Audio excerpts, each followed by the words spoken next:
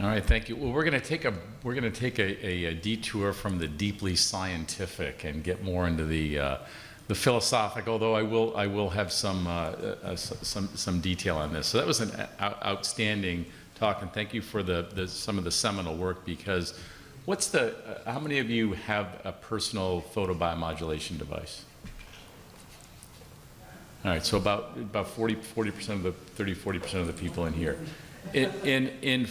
In 4 years, 5 years, every single person at this conference will have a personal photobiomodulation device. Those of us who work in the field understand the power of what's going on, and also the shock that happens when evidence is presented and people just want to ignore the evidence because it doesn't make sense. And I liken it a little bit to when Henry Lim first started doing his work with narrowband UVB for psoriasis, and somebody said, how could a single 308 nanometer band how could this possibly influence all these biological mechanisms?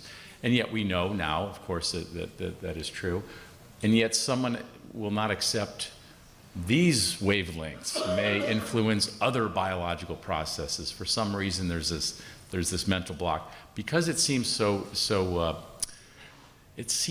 unbelievable, really. So we're going to talk about the mighty mitochondria a little bit, but that's our main target. And the cool thing about mitochondria that some of you may know is the discovery, and I think it's going to be important for our friends in the lab. Mitochondria, where does it reside? In the cell, yep, until a couple of years ago they found out that we all have free floating mitochondria in our plasma. So you can recharge your plasma mitochondria, and this can have distal effects on your body. And this was a paradigm, one of those kind of science paper, holy cannoli. All right, and if you guys haven't played around with your image generators on ChatGPT or whatever, just have fun with it. You can pretty much tell it anything you want, and it'll create a picture. So I said, just have a bunch of scientists looking lovingly at a rainbow. Let me have a happy Irish mitochondria is what I asked for here. So this is what an Irish mitochondria looks like, if you were ever wondering. So I'm going to give my talk basically on the journey of 1,000 friends. And so those of you who know Bob Weiss is in the upper left-hand corner. And when I was an early dermatology staff at Henry Ford, I wanted to rotate in his office. So he was gracious enough about 20 years ago to let me rotate. And for those of you who know, Bob talks like this, David, and what he said was, David, I use this red light after the treatments, and it really works. And I left and I thought, that guy is so kooky. There is no way that light is doing anything. And he said, I'm telling you, I treat my laser patients, and then if I do the light, they heal much. And I'm like, yeah, okay, fine, you shine a red light on them and they heal, sure. So I understand from that perspective the resistance that we're getting in the rest of science. Now, I think most of you are familiar with Rox Anderson. He was the next piece of my journey. So fast forward about 18 years, and 2.5 years ago, my 18-year-old son had a pretty massive stroke. And Rox reached out to me. I flew him to Rehabilitation Center in Chicago, and Rox reached out to me and he said, I don't have any conflict, I don't have anything personally. He said, I really believe that photobiomodulation has a place after brain injury. So, I'm sure most of you are parents. What do? You get on PubMed, and pretty soon I was 2,000 articles into photobiomodulation, all kinds of neuro rehabilitation, and I began to get surprised by how strong some of the evidence was. Evidence that can't be faked, right? So when you peruse a study and 6-minute gait test with a sham, how can you fake a 6-minute gait test improvement? Like, these are things that you just can't fake. So I quickly researched and purchased a number of devices and thought, if I'm going to get him one in the hospital, then I should have one next to him in the hospital, and my daughter should have one at school. And we purchased all these devices, and we'll talk a little bit about that. And then we'll talk about some of these other characters. The guy with the gray hair, you probably, some of you know Jared Jagdeo. Henry Lim's been, he's our former chair, president of AED, current ILDS president, and our photobiology group at Henry Ford is called the Henry Lim Division of Photobiology, and this is Indermeet Kohli, one of our research physicists who specializes in this. But the guy in the gray hair is someone that none of you would have ever heard about. His name is Michael Chop. I didn't know he existed at our institution. He's been cited 100,000 times. And in 2006, he studied PBM in stroke in mice and still has a mouse model. So we're actively working with him in his lab on some other things now. So how did I become doubting David to believer? So these are my 3 kids with various light devices shining on them, from my daughter with acne, to my son after stroke on his leg, on his brain, to my other a son for ADD, right? And before I talk about I'm going to go back once actually. Let's see, backspace. All right. Before I talk about that, what's kind of happened to me since I started using it? So 2.5 years, I've been using about 10 minutes a day. I've been doing photobiomodulation. What's happened? What was I expecting to happen? Nothing really. I thought maybe I'd grow a little bit of hair, so I shined the thing on my head. My leg was hurting, so I used it on my knee for a while. I didn't grow any hair on my head. I grew hair on both of my shins. So I now have, I went from bald shins to hairy shins. I don't think there's a market for this, but it is what it is. The other thing that I want to say, because there are researchers in the room, because I'm very, very curious about this, is I had not had body odor since I was probably 32, 34 years old, and I sweat again, and I have body odor again. I have no idea what the mechanism is, but we have scientists in here. Somebody else can work it out. The other piece is I have been on valacyclovir for 20 years with, still breakthrough, maybe 10 outbreaks of HSV1 a year. I've had 1 outbreak off medication in 2.5 years. And I wasn't even thinking about that. It just happened organically, where one day I was like, I haven't had a culture in a long, long time. So it's all anecdotal, right? Until you look at the literature for some of those indications. And then there's tremendous, tremendous support. There's level 1A evidence for some of this stuff. So with that, I'm going to cover some of what we put together with this 2-part CME in photobiomodulation, which was just published in February. And it already has 3 citations, right? I think there's going to be somewhere short of 8,000 photobiomodulation papers. Interestingly, again, the medicine, it's TikTok, Instagram. The residents know about this stuff because they're seeing it on their social feeds, and yet the higher levels of medicine are eerily silent. And I think at some point there's going to be a flip, and they're going to be like, oh yeah, of course. And I can't wait for that day. So we're going to go into this 2-part CME a little bit. As I mentioned, that's Jared, Henry, and Indermeet. So these are the conditions, and we were just covering mucositis, acute radiation dermatitis, also after treatment of other areas, and lymphedema. This is meta-analysis data. This isn't like, okay, there's a case report here or there. These are meta-analysis based on groups of randomized controlled trials. And even the 1B evidence for wounds, scars, skin rejuvenation, and acne, there's not only this evidence from the randomized controlled trials, there's biology behind this. There's biopsies behind this. There's stains of TGF beta 1, collagen. Like, these things exist. So you can't make these things up in studies, and yet there's still tremendous pushback on this stuff.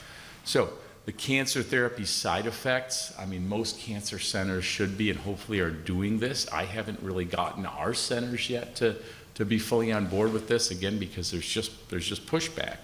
So you're looking at the interleukins, prostaglandins, the inflammation, which was just discussed, right? There's some common pathways. If you cut down inflammation, aberrant inflammation, you're going to have less tissue damage and reaction from alopecia.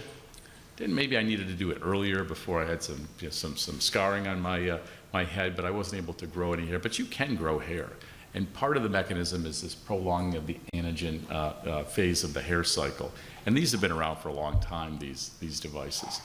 Ulcers are great. We do recommend this now to our Mohs surgery patients. You know, we tell them to buy a device. We say, go out and here's a device, there's a few, we've measured them in our lab, check it out. It's $500, it's $600, use it. You can use it every day if you want, about 6 inches away, you can use it every other day, and it's going to improve things. You can use the same thing if you have any sores in the mouth. So that's the other reticence, I think, from the House of Medicine is we're not really going to be able to long-term make much money off of this. And I think that's okay.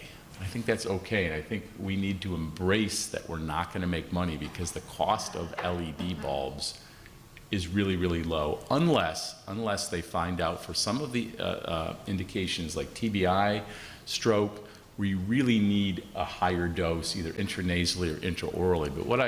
But what I've personally found is, and Jared did this with some cadaver work, is that infrared dose, a couple percentage of that will get into your brain. So you can do it like this, you can do the back of your head, and I'll talk about a few other little cute things that I've been able to do since starting it. HSV I just talked about. Again, it's inflammation, TNF alpha, interleukin 1 beta, IL-6, of course, a common inflammatory pathway, suppresses viral replication. I'm actually worried I'm here at the meeting without my device. Like I feel very exposed here at the meeting without my photobiomodulation device. Acne is very well known from a coproporphyrin 3, reactive oxygen with red light, but there's also direct effects and improvement on acne. And all of my kids at one point were on Accutane, and they had recidivism after, and now they're all perfectly maintained just with red light photobiomodulation. Skin rejuvenation. That's why the next picture I'm going to show is the ultimate skin rejuvenation. I'm not going to call it proof because it's a single case report, but you can improve the appearance of your rhytids, your telangiectasias, your skin elasticity through, so we were talking about wound healing and TGF-beta1. That's the common pathway getting us to collagen type 1 in that translocation domain. So you can, it takes a while, but you can get the skin to look a little bit nicer. And here's the proof. So if any of you know Bob Weiss, he's been doing photobiomodulation for 20 years, right, in his office. He has the best skin of any adult male in his age cohort at this meeting. It is true. And if you can find someone else who has better skin than Bob Weiss, please bring him to me and we'll see if he's also using photobiomodulation. All right. Wounds, burns, scars was just discovered. Second and third degree burns, especially early. This really, along with our pulse dye lasers and the other things that we do early, we really need to start incorporating this. I hope the burn community starts picking up on this, particularly with kids, because it's so easy to do. And then finally, has anyone seen this study? Yeah. Anybody? All right, we got one person. This is the most important study that you've never heard of. This study is clean, perfectly done, perfect controls, wonderful outcomes, and no one cares. Do you know why? There's no pharmaceutical company pushing this. If this was a drug, you guys would have already been out to 3 dinners with the reps. All right? There is no drug rep for photobiomodulation. So what happened, what they do is they took 30 patients who were just shy with COVID, just shy of needing ICU. We're talking high flow oxygen, high respirates, fevers, leukocyte counts, et cetera, et cetera, et cetera. They made these little LED for 940 nanometers. They wrapped them. 15 of them they treated. 15 minutes for 7 days. Think about that. 15 minutes for 7 days. The other group, easy to do sham. Sure, the light's on. You've got your vest. Look at these p-values. Look at what happened with these patients. How much oxygen they're leaving. Their saturation rates. I can't get p-values in almost anything that I do. This study is so solid and so well done. I approached, my ED, my ICU people, and they're like, yeah, it looks like it's really well done. I'm like, it looks like these are really inexpensive to make. Can we you're having meetings about how to get patients out of the hospital and better? Nope, you can't get any traction with stuff like this, and it's really, really fascinating. This should likely be standard of care. So when my younger brother, who was a world-class mountain biker athlete, got a severe case of COVID, needed high-flow oxygen, 90% of his lungs were wiped out, and they said he would have very little recovery. He immediately started doing red light photodynamic therapy, and he's recovered about 95% of his lung function. Now that's an N of 1, but this is a study and this is data. And we need to just keep, beating the drums. And, I've never done any social media, but for stuff like this, I actually thought about doing a YouTube thing, because no one seems to care about the papers, but they seem to care about Snapchat and Instagram and these other things, which I don't know how to do. So the future is bright and yet invisible. So more fun stuff with ChatGPT, generative AI. And thank you.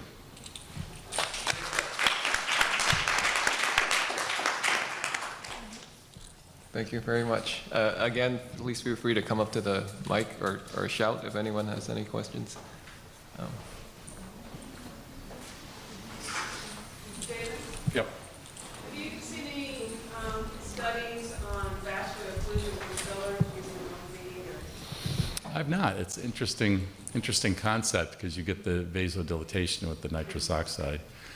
The other comment that I am a little worried with the beds and other things, that because there's a biphasic response, that there is a way to downregulate some of these processes that we're upregulating, or that our body's going to get used to this process, and if you take it away, it's not going to be happy about it. Almost like how I feel normally in Detroit in the winter when the sun goes away. You kind of miss things. I've managed to bend the ear of the CEOs of a couple of the companies who have no interest in research. They're just out there selling devices because they have a lot of patient data, because people send them comments and emails and things like that. And I have heard from a few of them that patients who are doing a lot of PBM, when you remove it, they get headaches and just don't feel particularly well. And that could be the nitrous oxide. It could be you're getting used to something and your body says, well, you can stop this other pathway because you're getting your food this way. So I think safety is the one thing I'm a little worried about with, Very similar to that tanning bed addiction. Steve Feldman did that study. Yeah. Tanning bed, they had withdrawal symptoms. Yep.